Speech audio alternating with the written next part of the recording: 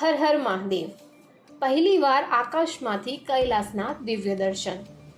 પહેલીવાર ડ્રોનથી દર્શન ભગવાન શિવના પવિત્ર કૈલાસ પર્વતના.